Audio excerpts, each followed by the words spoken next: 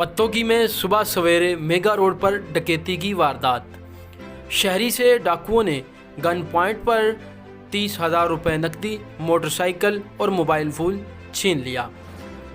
जबकि याद रहे, पत्तोगी में डकैतियों का सिलसिला उरूज पर है। पुलिस आवाम को तहफ़्फ़ुज़ देने में बिल्कुल नाकाम हो चुकी है। इसी हवाले से मुतासरा शख्स का क्या कहना था, आइए आपको सुनवाते हैं।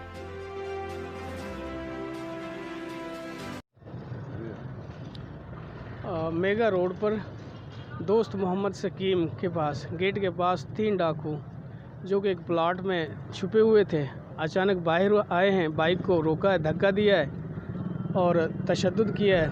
30,000 रुपये, एक ओप्पो मोबाइल और बाइक लेकर और गन पॉइंट पर बाइक लेकर निकल गए। मेरी बाइक का नंबर है LEA 3049A।